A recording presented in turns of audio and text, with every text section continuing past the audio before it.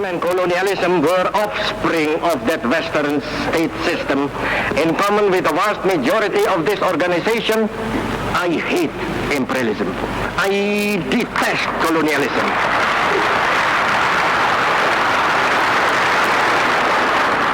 And I fear the consequences of their last bitter struggle for life. But we are determined that our nations and the world as a whole shall not be the plaything of one small corner of the world. We do not seek to defend the world we know. We seek to build a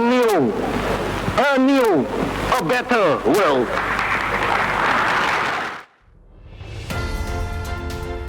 Saudara, pada 30 September tahun 1960 terjadi peristiwa penting bagi dunia dan Indonesia.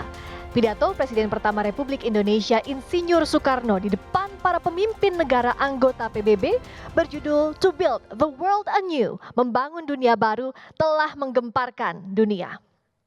Bung Karno saat itu mengurai filosofi Pancasila di hadapan para pemimpin dunia yang hadir dalam sidang.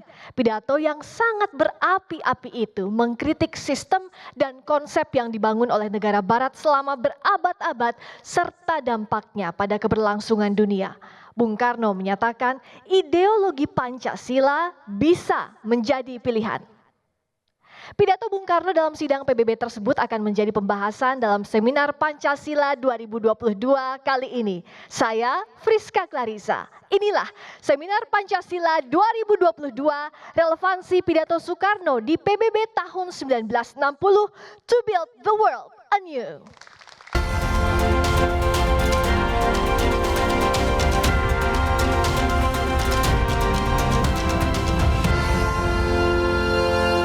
Apa kabar Bapak dan juga Tisa, sehat ya? Baik. Pak Andi, Pak Darmasya Jumala, Bung Boni dan juga Tisa. Selain para narasumber, juga saya mau menyapa perwakilan dari Universitas Indonesia. Mana suaranya? Gak mau kalah, ada juga UIN Jakarta. Sudah hadir juga dari Politeknik Negeri Jakarta. Dan Politeknik Kesehatan Jakarta, mana juga suaranya? Semoga sehat selalu ya, sudah semangat, terima kasih sudah hadir dan ikuti seminar Pancasila kali ini. Kita akan masuk saja ke sesi dialog. Di sesi ini kita akan membahas soal relevansi pidato Bung Karno di PBB tahun 1960 bagi dunia saat ini. Saya mulai dulu dari Pak Andi. Pak Andi, kita tahu di sidang umum PBB 1960 saat itu Bung Karno memperkenalkan Pancasila kepada dunia. Bicara soal saat ini, bagaimana kini Indonesia merepresentasikan nilai-nilai Pancasila? Bisa juga kita kaitkan dengan Indonesia posisinya saat ini memegang keketuaan atau presidensi G20. Silakan Pak Andi. Ya, terima kasih. Ada beberapa konteks yang disampaikan oleh Bung Karno tahun 1960 itu yang masih menjadi perjuangan kita saat ini ya. Yang pertama di pidato itu Bung Karno menegaskan komitmen Indonesia untuk memperjuangkan kemerdekaan. Ya, semua bangsa anti penjajahan, anti kolonialisme. Ya, PR kita sampai hari ini adalah memperjuangkan Palestina merdeka. Itu tetap menjadi pekerjaan rumah sesuai dengan dulu apa yang ingin dicapai oleh Bung Karno di pidato tersebut. Lalu yang kedua, Bung Karno menegaskan bahwa tidak boleh lagi di dunia ini terpilah antara negara-negara besar dengan negara-negara kecil, apalagi negara-negara yang baru merdeka. Jadi Bung Karno mengungkapkan pentingnya kesetaraan antar negara. Tidak mau lagi negara-negara baru merdeka, bangsa-bangsa Asia Afrika didikte oleh kepentingan sekelompok negara kecil. Itu juga disampaikan oleh Bung Karno. Lalu Bung Karno menceritakan juga tentang bagaimana dunia itu tidak boleh dipaksa untuk ikut timur atau ikut barat. Jadi harus bisa leluasa, fleksibel, bebas bergerak untuk memperjuangkan kepentingannya.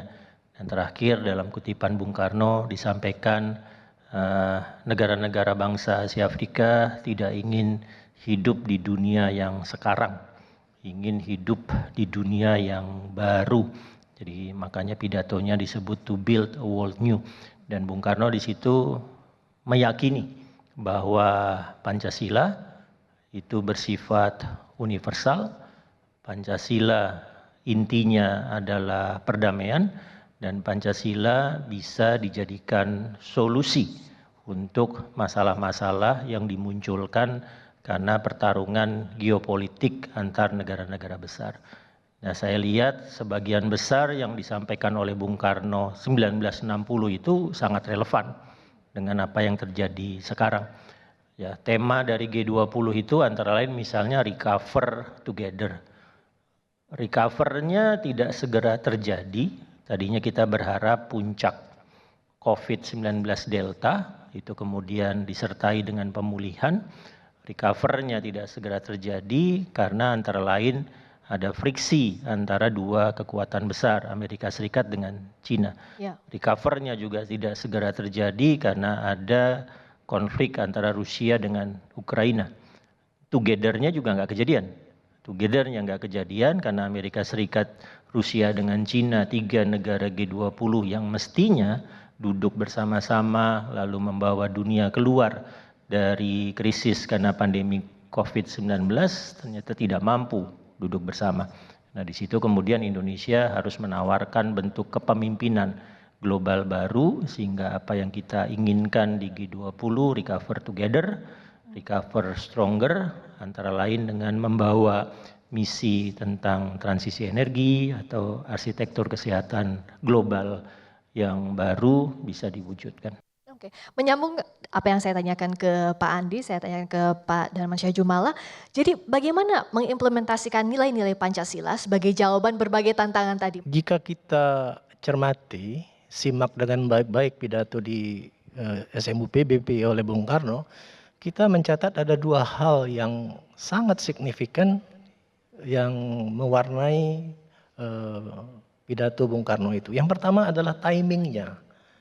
Timing dalam arti pada saat itu tahun 1960 itu sedang hangat-hangatnya, sedang panas-panasnya perang dingin. Sedang hangat-hangatnya, sedang panas-panasnya perang dingin tahun 60. Oke. Nah, pada saat itu terjadi kontradiksi, terjadi ideological rivalry antara 2 kekuatan, 2 kutub ideologi. Liberal kapitalis, sosialis komunis. Nah, dalam 2 ini dunia diwarnai oleh konflik yang terus-menerus dan membuat dunia tidak stabil. Bung Karno come up dengan ide, kalau kita berperang terus hanya gara-gara 2 ideologi ini, ada ideologi yang mempersatukan, ada ideologi yang mendekatkan apa yang terbelah, merapatkan apa yang terpisah, yaitu nilai-nilai musyawarah dan gotong royong. Dan itu ada di dalam Pancasila. Sehingga Bung Karno mengatakan bahwa secara nilai Pancasila itu universal. Sehingga bisa digunakan di tataran internasional. Nah, pertanyaannya, apa iya sih relevan ini? Ya. Itu kan point of question-nya. Secara umum bisa kita lihat bahwa hubungan internasional itu diwarnai oleh 4 faktor. Ya. 1, pelakunya, aktornya. Kedua, isunya, permasalahan. Ketiga, institusi. Seperti PBB, seperti regional organization, whatsoever. Keempat, motivasi. Nah, 1, 2, 3 faktor itu sampai sekarang terus berubah dinamis. Tetapi yang tetap adalah motivasi. Motivasi dalam hubungan negara itu selalu diwarnai suatu yang konstan, yaitu kompetisi, kolaborasi. Penaklukan, perlawanan. Ini motivasi yang mewarnai dunia, even until now. Nah, selagi faktor keempat ini, kompetisi, kolaborasi, perlawanan dan penaklukan masih terjadi di dunia, pada saat itulah Pancasila masih relevan. Karena Pancasila mempersatukan apa yang terpisah, mendekatkan apa yang terbelah. Seperti G20. Ya. Orang sudah pesimis melihat Nggak bakal datang Amerika, nggak bakal datang Rusia.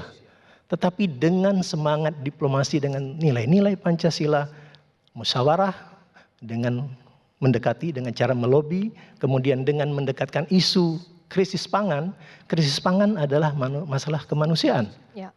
Ini disampaikan dengan cara Indonesia kepada rekan-rekan sahabat G20. Ya. Kalau kita ketuk hatinya yang naluri kemanusiaan mereka akan terketuk, akan datang.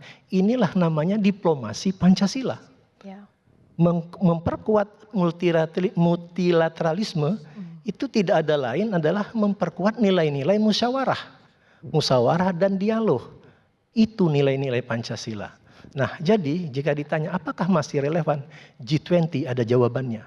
Di G20 lah diplomasi Pancasila dimainkan oleh Indonesia. Itulah bentuk real dari diplomasi Pancasila. Saya tanya ke Mas Boni, kalau kita bicara tadi, ini sangat relevan dengan kondisi saat ini. Kita berkaca lagi ke masa lalu, saat Presiden Soekarno saat itu menyampaikan di depan sidang umum PBB pidatonya, seperti apa impactnya, seperti apa dampaknya, seberapa besar pengaruhnya? Kita harus lihat ke masa-masa sebelum PBB berdiri kalau kita ingin menelaah kenapa Bung Karno diundang dan kenapa Bung Karno menyampaikan pidato yang sangat menggemparkan itu. Satu, kritik Bung Karno kepada PBB ini dibentuk oleh mereka, the big three disebutnya, negara pemenang perang. Ya. Itu kritik Bung Karno. Kemudian kita tahu memasuki periode tahun 50-an, 60-an setelah Perang Dunia selesai, terjadi pengkutuban ya, jadi ada timur barat ya. Dan kalau menurut Bung Karno itu bukan bipolar yang terjadi saat itu tapi multipolar. Jadi ada negara blok timur yang sosialis, komunis dan blok barat yang kapitalis itu. Tapi ditambah lagi oleh Bung Karno ada negara-negara yang masih menjadi kolonialis, ya, imperialis dan negara-negara yang dikoloni. Oleh karena itu menurut Bung Karno solusinya satu. Kalau untuk negara timur barat, karena waktu itu ada ancaman perang nuklir, harus berpegang pada prinsip peaceful coexistence. Jadi dua ini harus berdamai. Kalau negara terhadap negara pengkoloni, negara penjajah ya, dan yang dijajah tentu harus melakukan perjuangan. Kemudian Bung Karno tidak hanya membuat konsep-konsep itu, dia mengorganize, membuat konferensi Asia Afrika tahun 55. Ya, ada 29 negara waktu itu. Jadi sebetulnya perjalanan Bung Karno dengan segala macam usaha dan pikiran-pikirannya itu membuat dia kemudian diundang ke PBB dan menyampaikan pidato. Dan harus diingat itu juga ada kejadian pembentukan Federasi Malaya yang menurut Bung Karno itu sama saja meletakkan pisau belati lah di teras rumahnya. Jadi kan geopolitik dunia setelah perang dunia itu terjadi, perang dunia kedua terjadi itu kan berubah. Bung Karno ingin PBB lebih aktif dalam membantu pembebasan negara-negara itu yang kemudian tidak terjadi, maka Bung Karno melakukan kritik. Ya. Nah, Bung Karno itu seorang yang sintetis, ada yang bilang yang sinkretis katanya. Dia gemar menggabungkan beberapa hal yang baik untuk menciptakan kebaikan yang baru. Kalau saya lebih menyebutnya eklektis. Dia ambil yang bagus-bagus, nah diramu hasilnya itu yang dia gali dari bumi Nusantara ini adalah Pancasila. Maka ke dalam keadaan dunia yang tarik-menarik bahkan bermuara ke peperangan gitu ya, akan membahayakan itu blok timur barat, maka Bung Karno menawarkan Pancasila ini. Karena di dalam Pancasila ada prinsip ketuhanan, ada prinsip kemanusiaan, dan ada prinsip keadilan sosial. Dan tiga ini ada di dua ideologi yang sedang bermusuhan itu. Diramu kemudian ditawarkan. Yang terakhir adalah Bung Karno mengkritik PBB waktu itu karena bermarkas di sebuah negara yang menurut dia tidak netral. Jadi harusnya dipindahkan dari New York. Ya. Pindah. Usulnya waktu itu pernah ya mau ke Jakarta juga gitu ya. Di seberang Sarinah itu direncanakan jadi markas PBB, ditawarkan lah. Jadi memang kritik Bung Karno sangat tajam ya waktu itu, tapi dia tidak hanya mengkritik aja, ditawarkan solusi untuk mendamaikan konflik di dunia pasca Perang Dunia Kedua adalah Pancasila sebagai landasan di mana manusia bisa berdiri, berdamai, berdampingan untuk menciptakan dunia baru tadi. Kalau Tisa melihat sosoknya Bung Karno dan nilai-nilai Pancasila itu sudah diterapkan atau belum sih di kehidupannya Tisa? Yang saya tangkap sebenarnya Pancasila itu menurut saya adalah sebagai pedoman dan juga sebagai bangsa Indonesia dan warga Indonesia tidak tercabut dari akar budayanya sendiri gitu. Jadi dengan adanya Pancasila kita bisa lebih bijak menanggapi suatu hal, apalagi sekarang zamannya sosial media yang mungkin maraknya orang lebih mudah untuk menjudge sesuatu. Dengan adanya Pancasila kita jadi bisa ada batasan-batasan tersendiri dan juga pengingat kita lah sebagai generasi muda khususnya untuk bisa lebih bijak dalam menanggapi suatu hal. Dan kalau sebagai sosok Bung Karno menurut aku beliau adalah sosok role model bagi saya khususnya generasi muda. Apalagi ada kutipan yang saya selalu ingat sampai sekarang, bawakan aku 10 pemuda maka akan aku guncangkan dunia. Jadi menurut saya itu kutipannya maknanya dalam banget ya gitu. Ada alasan-alasan tersendiri kenapa Bung Karno bisa memilih kata-kata tersebut. Berarti dia menganggap akan ada perubahan besar yang terjadi jika kita selalu menanggapi sesuatu dengan semangat pemuda-pemudi gitu. Jadi makanya buat para pemuda-pemudi harus selalu tetap semangat gitu dalam menanggapi suatu hal gitu. Luar biasa, tepuk tangan juga dong buat Tisa. Ini wajah generasi muda ya, bapak-bapak, ibu-ibu semua. Nah, saya ke Pak Andi lagi. Jadi tadi kalau bicara soal Tisa mewakili generasi muda artinya sudah sampai ya nilai-nilai Pancasila ini ke generasi muda. Nah, bicara lebih luas lagi soal tadi saya sempat tanyakan soal G20, bagaimana Pancasila ini bisa jadi jawaban juga dalam kaitannya dalam hubungan multilateral kalau kita bicara soal G20 menjawab berbagai tantangan yang sudah kita bahas tadi, Mas Andi.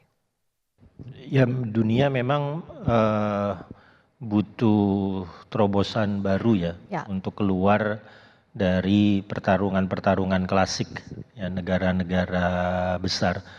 Ya ketika Bung Karno mendirikan Lemhanas di tahun 1965, Bung Karno memang memberi tugas kepada Lemhanas itu untuk mengkaji geopolitik, ya pertarungan kekuatan-kekuatan besar di satu area tertentu, ya terutama di Indonesia. Dan Bung Karno ingin agar di Lemhanas dicetak pemimpin-pemimpin nasional yang paham dengan pertarungan itu. Sampai hari ini karakter geopolitik tetap sama, tetap ekspansionis, tetap sangat didominasi oleh kekuatan besar dan tetap memperebutkan sumber daya yang terbatas. Sekarang kita berada di satu era yang namanya geopolitik konektivitas. Yang dipertarungkan bukan lagi ideologi, yang dipertarungkan tidak semata-mata gelar militer, tapi yang dipertarungkan itu adalah infrastruktur, yang dipertarungkan connectivity, yang dipertarungkan supply chain atau rantai pasok. Jadi masalah adalah di era connectivity yang mestinya menghasilkan keterhubungan malah menghasilkan friksi.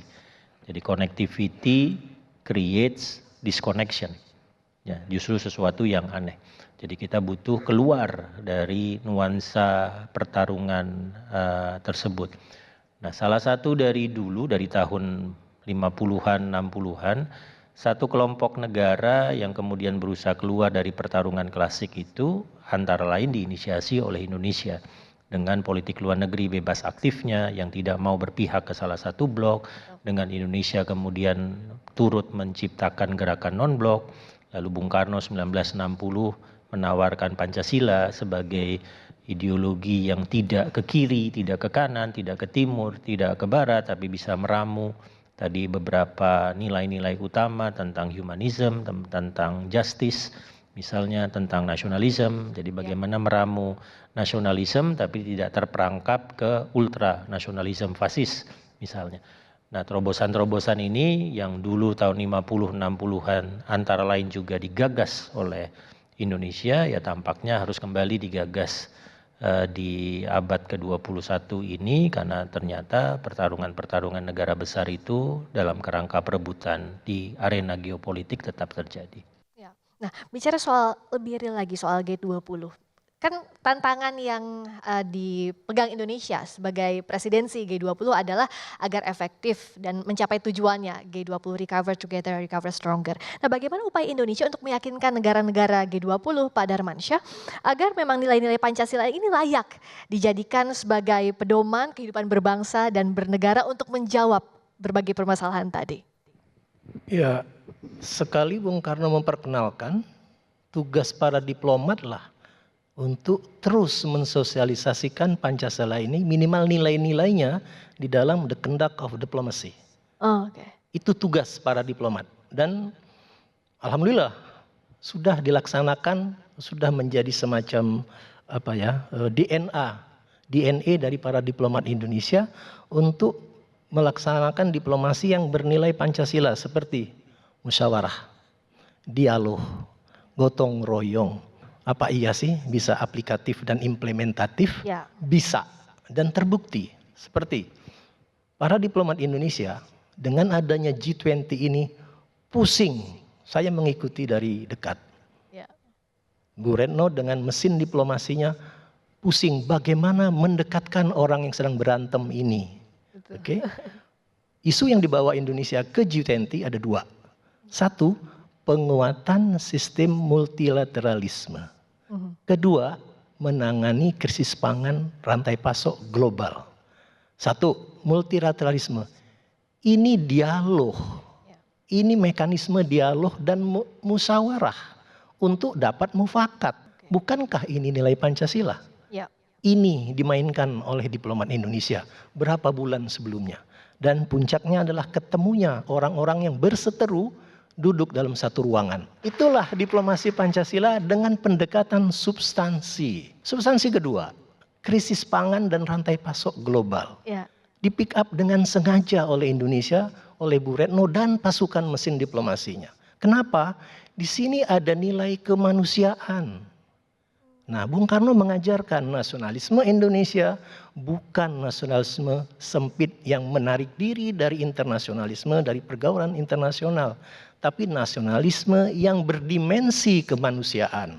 Ya. Ada itu di PBB. Nah, ketika kita cerita krisis pangan, di situ naluri kita bermain.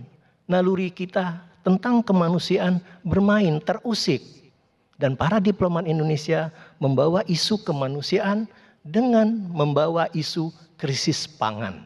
Ya. Krisis pangan adalah kemanusiaan. Kemanusiaan adalah Pancasila.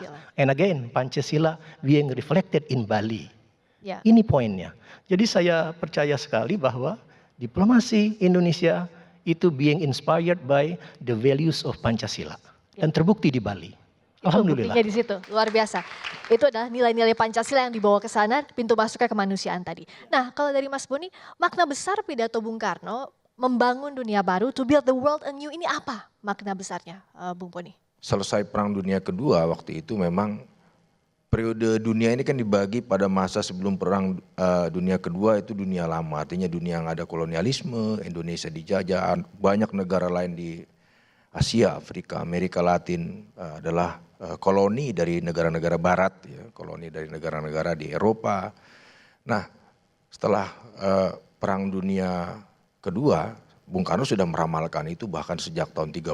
Ya. Dia sudah melihat nanti terjadi peperangan, pertempuran di antara negara-negara adik kuasa ini, yang negara-negara kapitalis itu akan berperang karena akumulasi modal. Dia sangat teoritis sekali. Setelah perang Asia Pasifik nanti pecah, di atas reruntuhan perang-perang itu, di atas puing-puing perang-perang itu akan bermunculan negara-negara baru. Indonesia salah satunya. Nah, jadi Bung Karno punya hipotesa gitu ya, dan itu terbukti.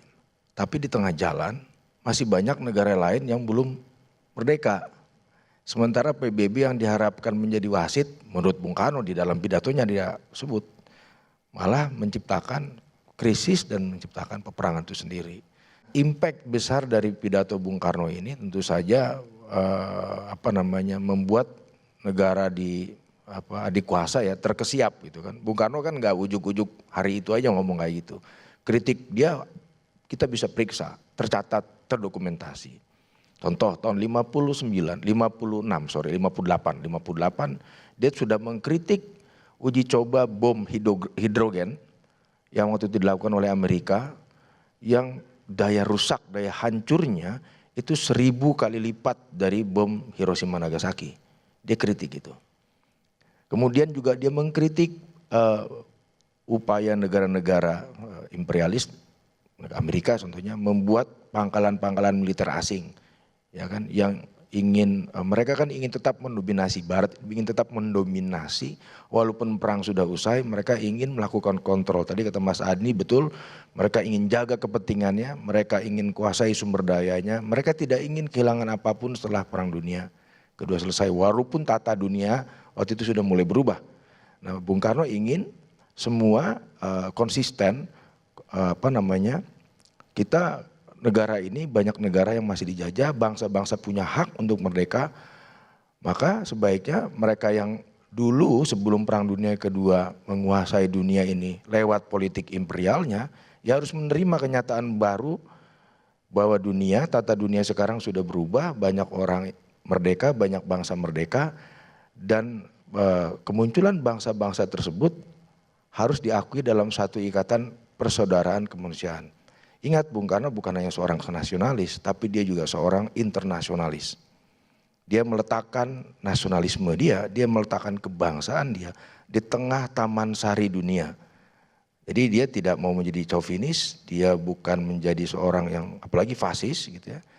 Dia ingin bangsa-bangsa di dunia ini bergaul berdasarkan prinsip-prinsip saling menghargai, saling menghormati, dan prinsip-prinsip kemanusiaan. Jadi pidato Bung Karno itu menjadi salah satu tonggak penting dalam sejarah, bukan hanya di Indonesia tapi juga di dunia ya saya pikir.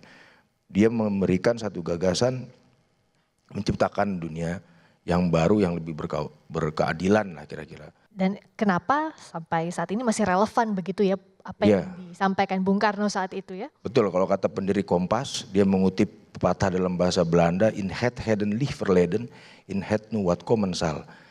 Dalam masa yang sudah berlalu kita temukan hari ini, di hari ini kita akan temukan di masa depan. Jadi itu aktualitas dari sejarah itu sendiri. Ya, kalau dari sisi Tisa, bagaimana sih, kenapa sih nilai-nilai Pancasila ini sangat penting untuk diterapkan di kehidupan sehari-hari dari sisinya generasi muda ya? Penting banget, yang tadi aku sudah bilang di awal gitu. Jadi sebenarnya ini adalah penuntut kita untuk bersikap baik dalam kehidupan sehari-hari gitu. Jadi mengajarkan kita untuk selalu bertoleransi, menghargai perbedaan, khususnya untuk teman-teman kita yang mungkin dari agama berbeda atau dari suku berbeda, dari daerah berbeda gitu. Dari Pancasila, saya sebagai generasi muda semakin yakin gitu bahwa Indonesia sebenarnya dengan adanya perbedaan itu menjadi sebuah keindahan gitu. Jadi makanya kalau misalnya ada salah satu temanku yang mungkin dari agama beda, aku mencontohkan nilai Pancasila dengan mengucapkan pada saat mereka atau beliau merayakan hari raya, atau tidak mengganggu mereka pada saat sedang beribadah gitu. Dengan contoh-contoh itu tersebut aja menurut aku sudah menerapkan nilai Pancasila gitu, yang harus terus dikembangkan gitu ke generasi muda yang akan datang gitu.